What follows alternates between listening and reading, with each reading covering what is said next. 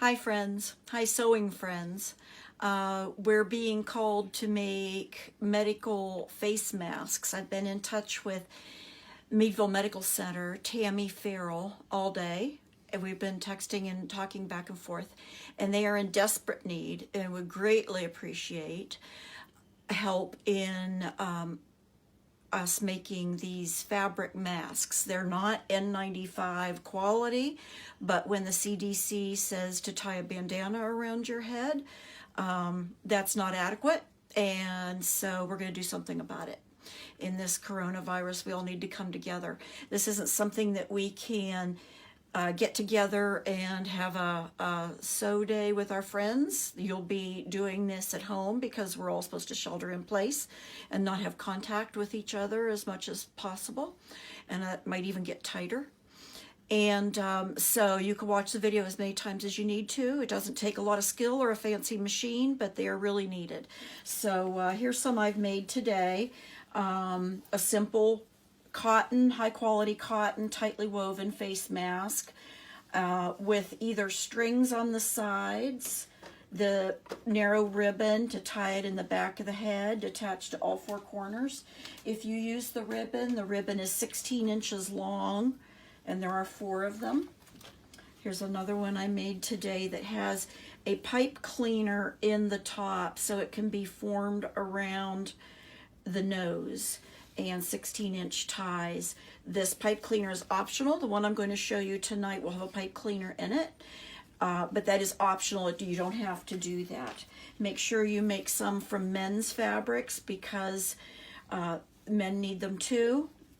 And this one I made a little bit bigger, assuming that the man would be a little fuller faced and larger. And this also has the pipe cleaner in it to fit around the nose.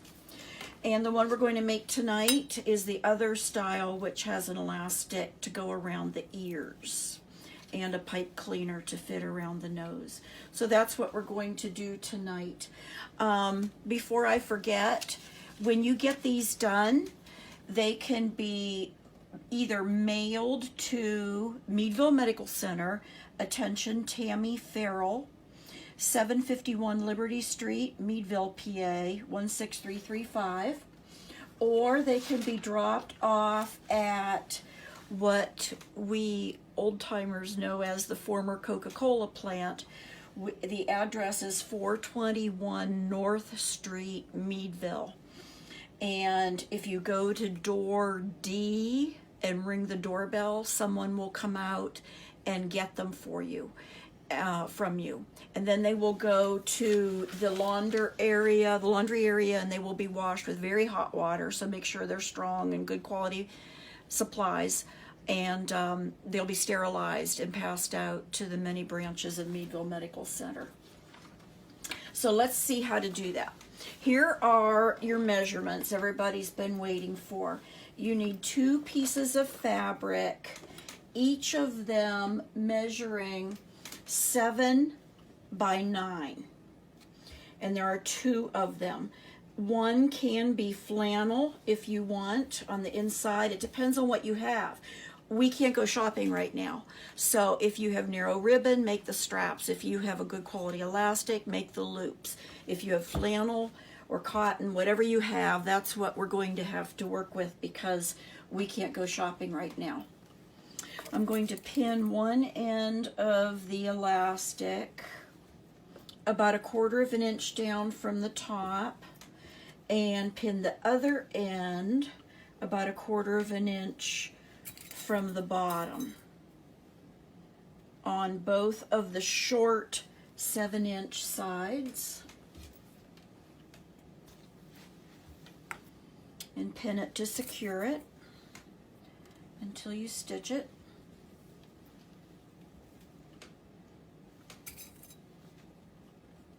This doesn't take a fancy machine, doesn't take a whole lot of skill. This is a great time to teach your teenager how to sew while they're home from school.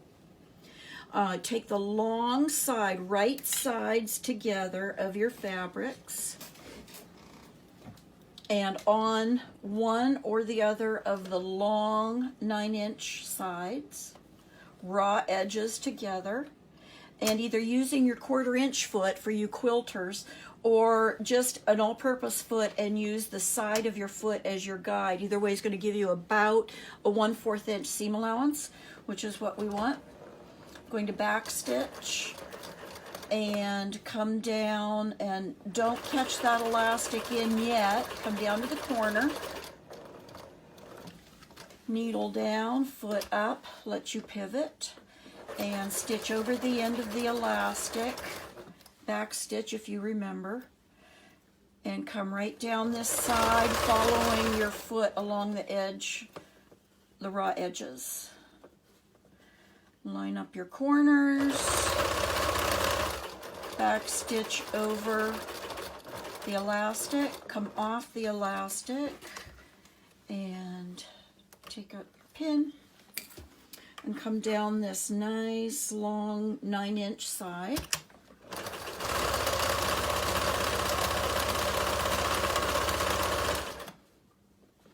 Don't overthink these. They need to get done and get into our health professionals' hands. Nobody's going to check the size of your seam allowances. It's more important that they're strong and will take a lot of wear and go through the laundry method multiple times than being perfectly sewn. Nobody's going to judge you. And then I'm going to come down this last long side.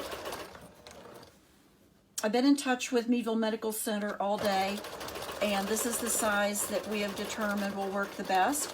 There are other sizes of patterns out there on Pinterest and YouTube, and they're all good too, but check with your own local facility and see what they would prefer and what they can use. Lightly trim your 4 corners. Don't trim through the elastic or the ribbons, because that will weaken them, and you want a good strong end enclosed so that it doesn't pull back out. Now I have left here about a 2-inch opening, and that is to turn this right side out. If you need a bigger opening, it's fine. Don't measure it, you can guesstimate it. And the elastic will help you pull your corners out. Take out your pins. And this is what we have so far. We have that rectangle minus the seam allowances. Now we're going to take, if you decide to do this part, and this is optional, you're going to take a chenille stem, otherwise known as a pipe cleaner, and fold one end in so that you have a rounded edge here, and secure that end by twisting it. We want to get rid of this harsh end of the wire. So you're going to measure it across and see how big you need it, and fold that end in and twist it around, and that will bury that wire end and give you a softer end. And we're going to slide that in the hole that we used to turn it right side out, and we're going to push it up into this long edge.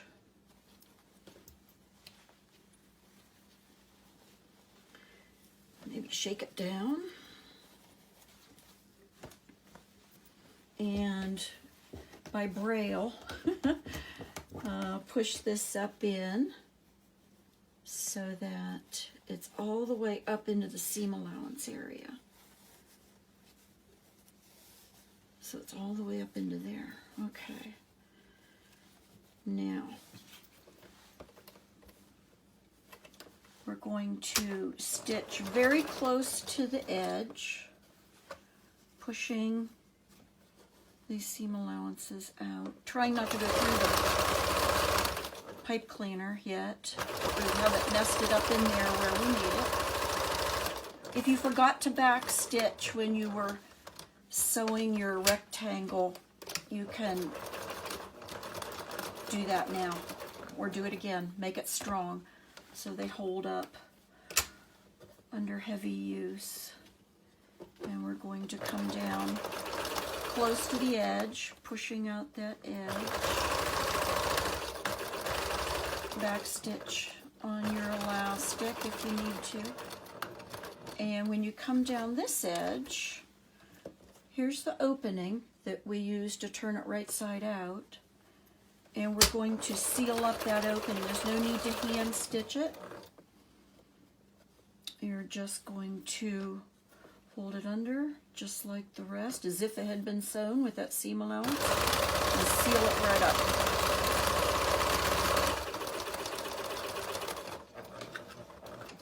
This reinforces the elastic attachment as well.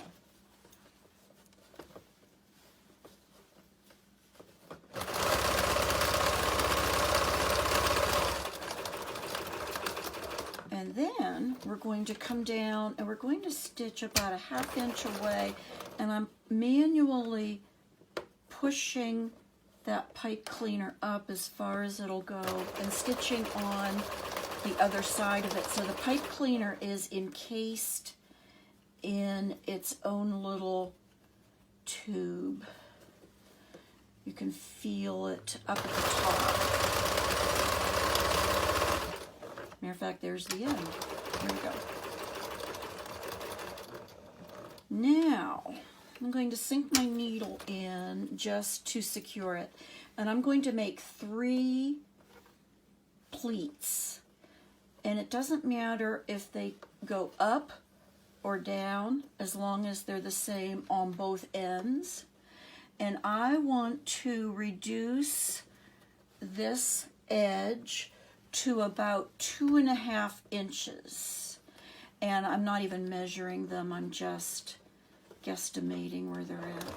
And I'm going to come down and go back up in reverse so that it's stronger, and come back down again to reinforce. Basically what you're doing is you're sewing at least twice around every edge for strength.